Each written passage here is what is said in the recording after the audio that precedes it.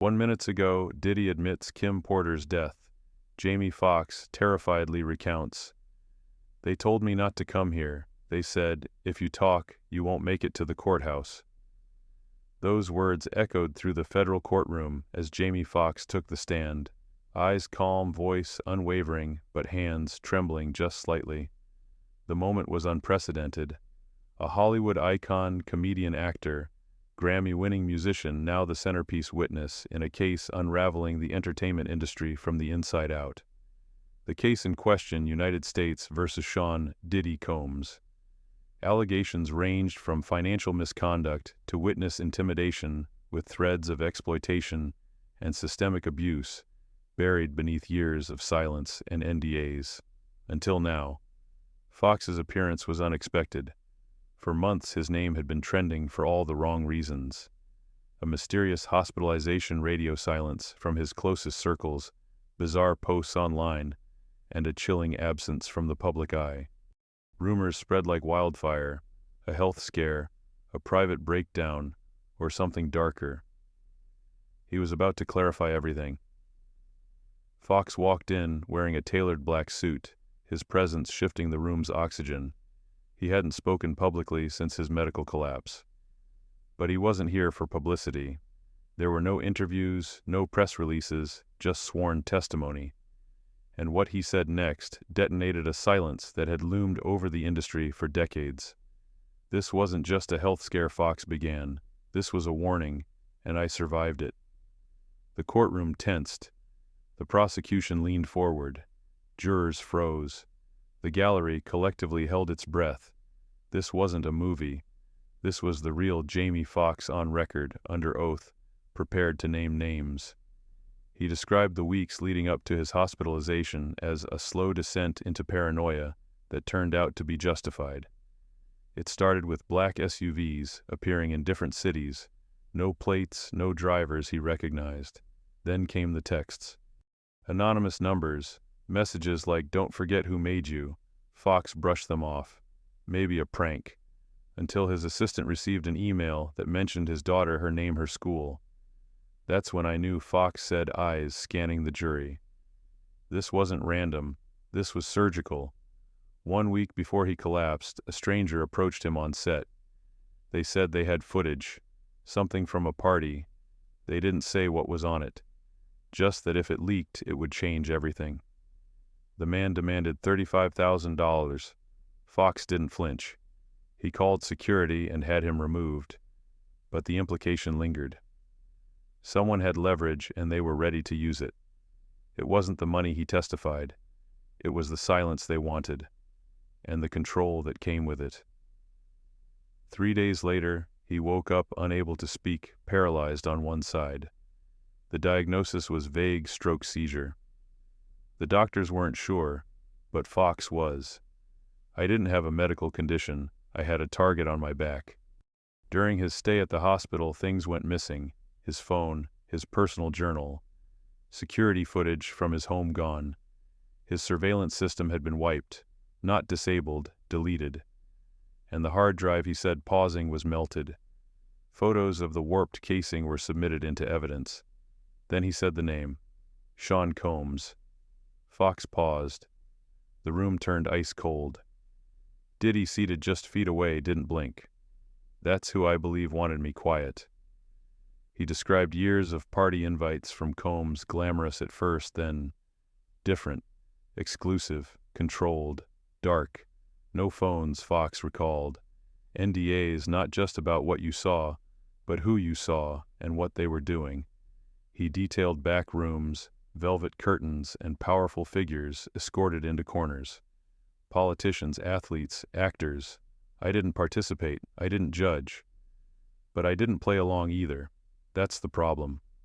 When you don't play the game, you become a liability. After declining a party in 2022, Foxx received a message from someone in Combs' circle. You acting brand new. Don't forget who helped you early on. It wasn't a threat. It was a reminder. He wasn't alone in his fears. Kim Porter pulled me aside once, Foxx revealed. She didn't smile, didn't talk about the business. She just said, "Be careful who you trust, Jamie. People are watching." She died months later. Pneumonia, they said, but Foxx didn't believe it. She was healthy, active, but more than that, she was scared. Foxx's voice cracked. She said she was ready to talk, and then she was gone. In early 2022, Foxx received a last-minute invite to a private event in Beverly Hills. I wasn't going to go. A friend convinced me. Said it was just drinks and music. Casual. It wasn't. He described a sprawling mansion, phones collected at the door, candlelight everywhere, and a strange tension in the air. It felt like a funeral wrapped in Versace. Then he saw the hallway.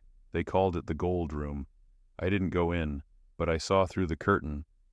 There was a boy, couldn't have been older than 17, surrounded by men in suits, and he didn't look okay. Foxx turned to leave. A hand grabbed his shoulder. "Stay, Jamie, you're one of us now."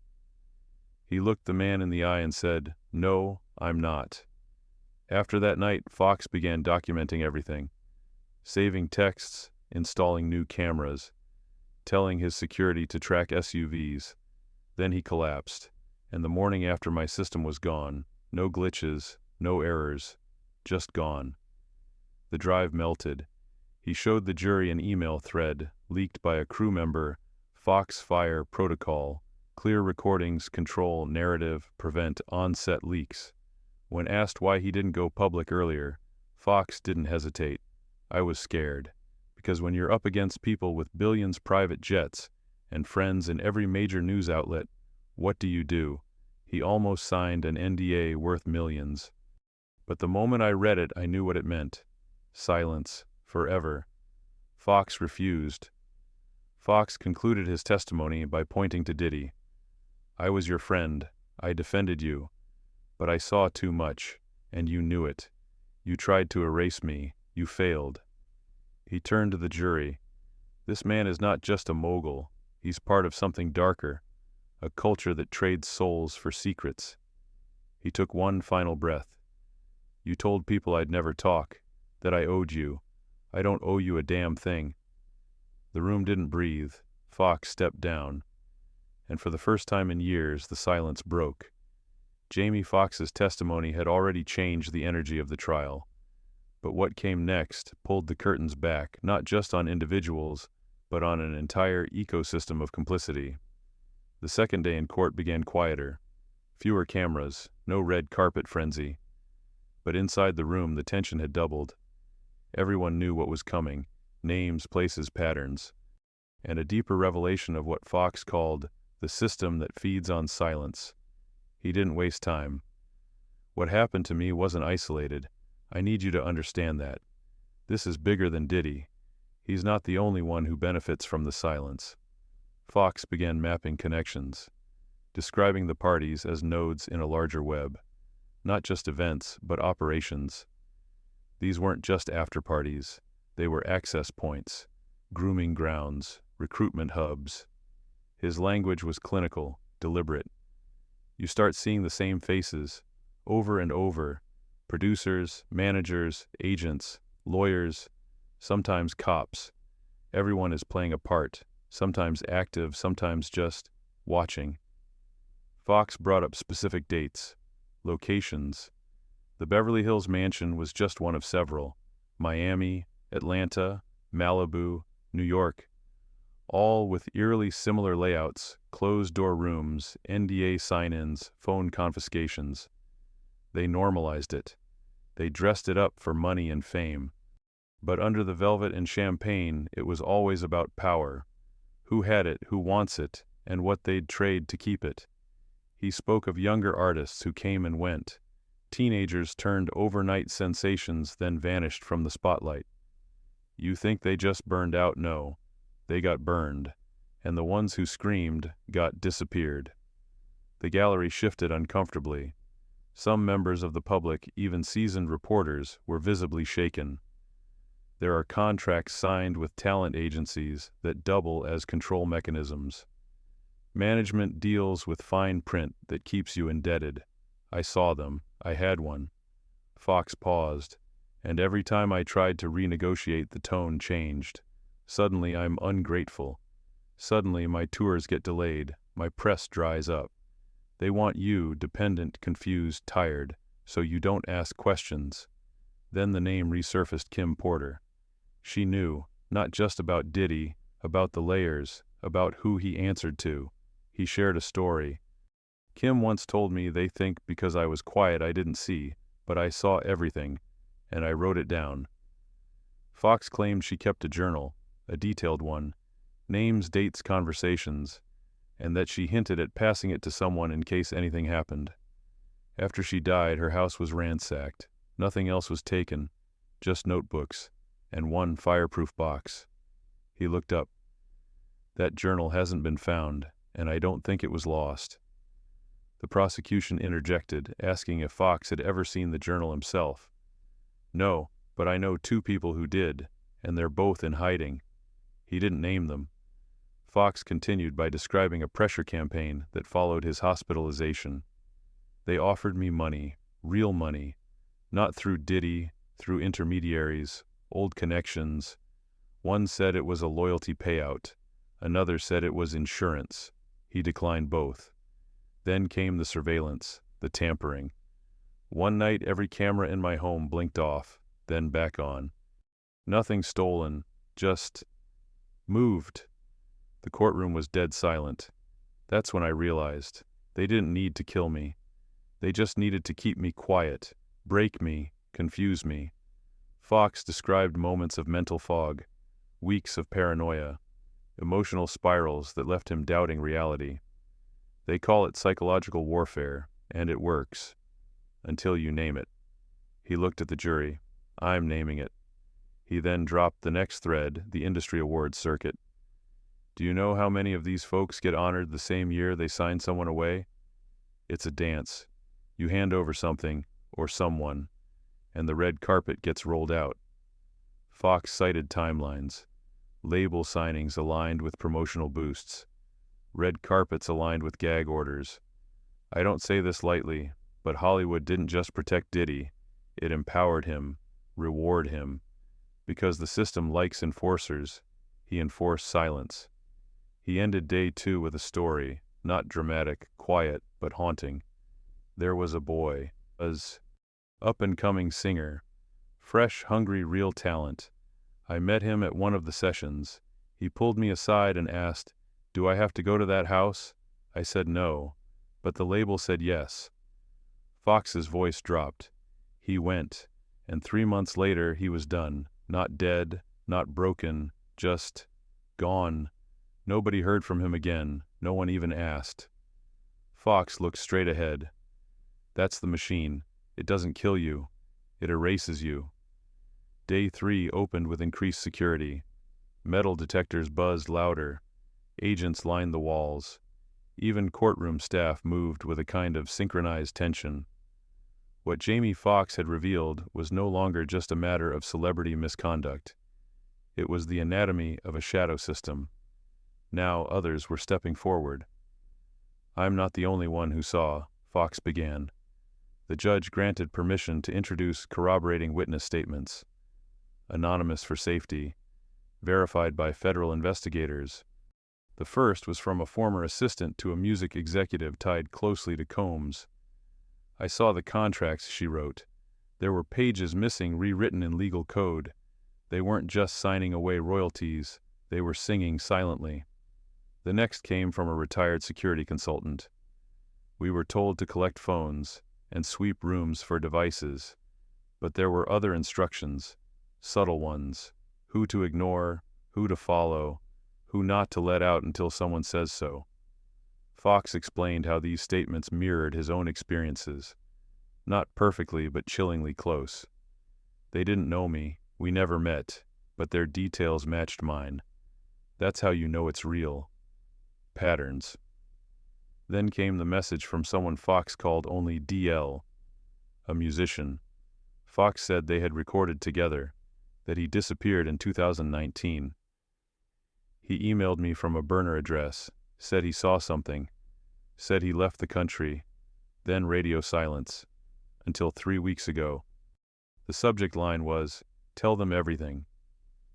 Foxx said he didn't know where DL was now, but the message was enough.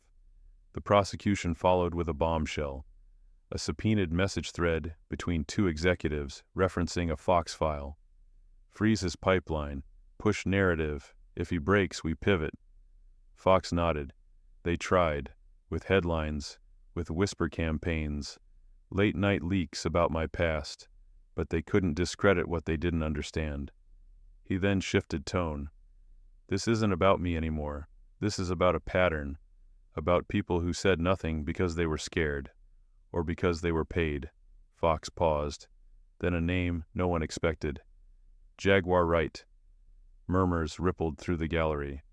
She spoke out, before anyone, and they called her crazy, loud, difficult, but go back. Listen to her interviews. She warned us, years before this. He mentioned another name.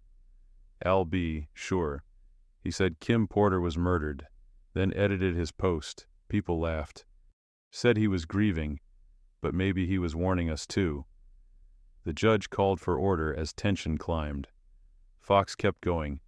This isn't a story where you survive alone. You need others. People who will believe you when it's not convenient. When it costs them something. He listed more names, low-profile ones, a lighting technician, a stylist, a former intern, all who had reached out in private. Their stories painted the same picture, a culture of coercion wrapped in glamour. Foxx shared the message that shook him most. A girl messaged me, said she used to work events, said she saw me at one. I smiled at her, and that smile kept her from running out crying. She said, "You looked normal, like a person. Everyone else looked rehearsed." He looked down. I don't remember her, but she remembered me. That's the thing. Sometimes survival is watching someone else survive, just enough to think you can. Foxx ended his testimony that day with no tears, no anger, just gravity. I lived, so I have to speak. That's the deal. The courtroom adjourned. Outside, protesters had begun gathering. Some held signs, some stood in silence. One held a placard that simply read, "We believe Jamie." By the fourth day, it no longer felt like a celebrity trial. The atmosphere inside the courtroom had shifted entirely. What had begun as a case against Sean Diddy Combs was evolving into a mirror held up to the entire entertainment industry, and the reflection wasn't flattering. Jamie Foxx returned to the stand without fanfare. No more shock, no more disbelief, just eyes that had seen too much and a voice that knew its weight. This industry doesn't have secrets, he said. It has hierarchies.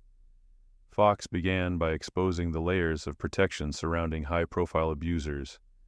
From elite law firms crafting ironclad NDAs to PR teams skilled in distraction tactics, he described a system engineered to outlive every scandal. You think when a story drops it means someone slipped? No. It means someone got sacrificed, someone smaller, someone disposable. He cited timelines where scandals broke just days before award shows or album releases, moments where the narrative needed steering. And when someone big enough finally falls, it's never because the machine failed. It's because the machine let them go, because they became a liability. The courtroom was silent, but the message landed with force. He spoke of media complicity. Journalists offered exclusive access in exchange for silence, publications suppressing stories for continued advertising contracts. It's not just who's guilty, it's who's quiet. That's the real map. Then he turned his attention to social platforms. You ever wonder why certain videos disappear? Certain hashtags get throttled, you're not imagining it. Algorithms don't just reflect bias. They reinforce it. They're trained to. Foxx shared how his own interviews had been removed, flagged, or shadow banned. And I wasn't even naming names yet. I was just asking questions. And they don't like questions. Then came the part that brought audible gasps. An internal memo leaked from a talent agency. The document, titled Talent Risk Assessment, categorized celebrities by their likelihood to disrupt brand alignment through activism or non-compliance. Foxx was listed as escalating risk. They had a score next to my name, he said, like I was a threat matrix. He held up a printed copy of the document now entered into evidence. And you know who else was on this list? He read a few names aloud. Names people respected, some deceased, some vanished, some simply stopped working. Foxx let the names sit in the air. This isn't a conspiracy. This is coordination. He shared stories of friends who had tried to break free. One who was offered a 7-figure deal to walk away from a documentary. Another whose tour got canceled days after refusing to endorse a new artist backed by the label. It's not always violence. Sometimes it's erased. Sometimes it's drowning you in opportunity so you're too busy to think, or isolating you so no one picks up when you call. He detailed a dinner party in 2021 where he overheard a conversation between executives discussing image control contingencies and media preclearance protocols. They were laughing, drunk on their own invisibility, because they knew no one was watching, no one dared. Then Foxx looked straight at the jury, but I watched, and I remember. He spoke of a moment shortly before his hospitalization where an old friend warned him. "They know you're pulling threads," the friend said. "Stop before it unravels." Foxx didn't stop, and I paid the price, but here I am, so let's unravel it. He referenced the Foxx Fire Protocol, again this time with more context. A policy allegedly used by certain studios to manage non-compliant talent. It included surveillance narrative control, and if necessary career redirection through false controversies. You think that DUI was random? That cheating scandal, that sudden nervous breakdown? Look closer, half those stories don't hold up a year later. Because they weren't real, they were tactics. The courtroom was tense. Reporters scribbled faster. Viewers online clipped every second. Foxx concluded that day with a warning.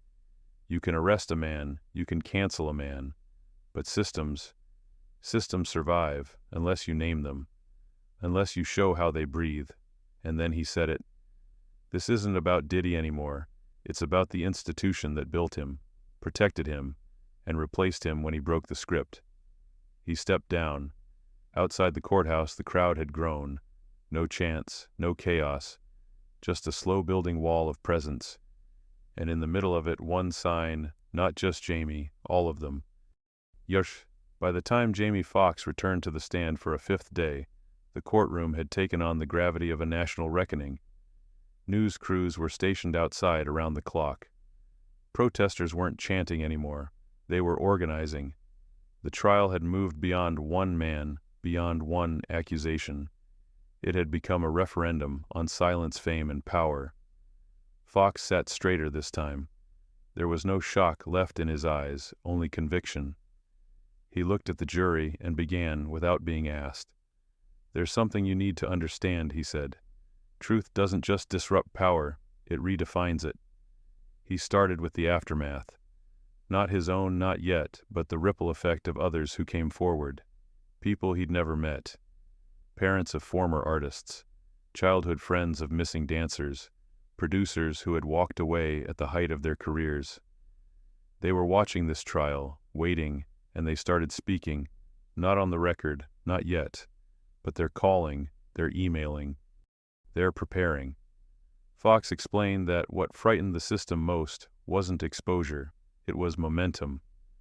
They can crush a whistleblower, but not a wave, not a movement. He read excerpts from messages he'd received. "My daughter worked with him. She came home changed. Thank you for speaking. I was offered money to stay quiet. I still have the wire confirmation. They said it would ruin me, but what they did ruined me more." He looked down briefly. These people don't want fame, they want peace. Then he shared what happened to him since his initial testimony. "My bank accounts were frozen for 36 hours, no warning, just gone." His email had been compromised. 2 bodyguards had been offered bribes. An unknown vehicle rammed the gate outside his home. The price of telling the truth isn't just fear, it's attrition. Wearing you down until you stop, but he didn't stop.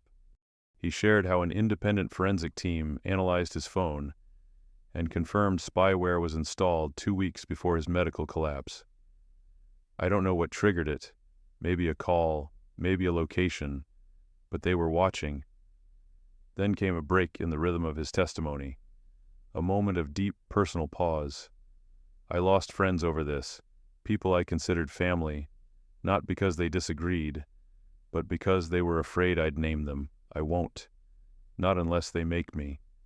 This isn't about vengeance, it's about accountability. Foxx turned to the judge. But let's be clear. If I go missing, if I disappear, you'll know why. And I've made sure the rest gets out.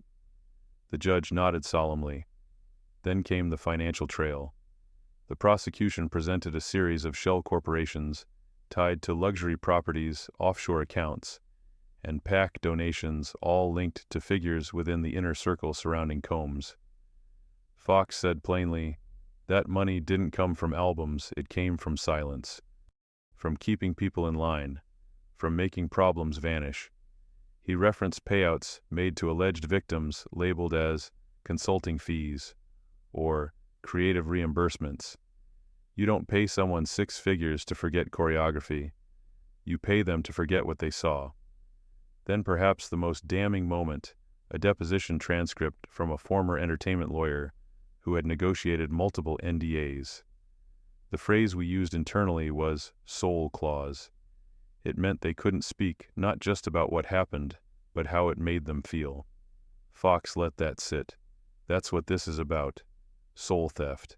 Not just what they did to your body, but what they made you swallow and smile through. He ended his 5th day with a closing image. When I was in the hospital, they brought a mirror to help with therapy. Said it would help reconnect my mind and muscles. I looked at myself. I couldn't move my face, couldn't smile. And all I could think was, this is how they want me. Half alive, half silent. He looked up. I made it back, and now I'm speaking for those who didn't. He stepped down again, slower this time. The room did not applaud. It exhaled. The final day of testimony felt like the end of something larger than a trial. Cameras didn't just cover a courthouse. They followed a cultural collapse, a systemic reckoning laid bare by the unlikeliest of whistleblowers. Jamie Foxx didn't speak immediately that morning. He stood for a moment scanning the courtroom. He saw journalists who once doubted him, now documenting every syllable. He saw former colleagues in the back row, heads lowered. He saw survivors. People he didn't know, some of whom had traveled across the country to watch him finish what he had started. This is the part they always count on us skipping, he said finally. The part where we get tired, where we settle, where we forget. He didn't raise his voice. He didn't have to. You heard what they did. You saw how they responded. Now I want you to understand why it mattered. Foxx explained that what had been exposed wasn't a person or even a company. It was a design, an architecture of control, shame, and vanishing. People ask, why didn't you speak sooner? And I ask, why didn't they listen? He paused, then addressed Diddy directly for the first and only time that day. I was your friend. You helped me, I helped you, and for a long time I didn't want to believe what I was seeing. But then it started happening to me. And I realized it was never about friendship, it was about compliance.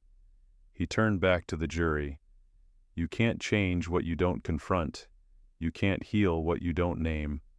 Then the prosecutor introduced final evidence, a time-stamped audio file from a private event captured accidentally on a hot mic. Voices, laughter, a threat. We gave him too much. If he talks, make sure he doesn't get to talk again.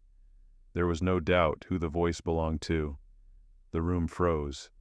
Every eye turned to the defense table. Diddy's expression didn't change, but something in the air shifted.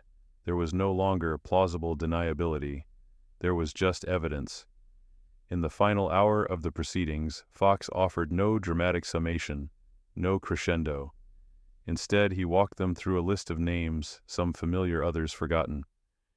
People who had disappeared, resigned, retired early, or changed industries after seeing too much. Some are watching this trial. Some will never speak.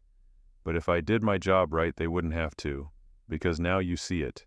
You see all of it. Foxx then reflected on the toll. Not just on him, but on the families, the communities, the culture.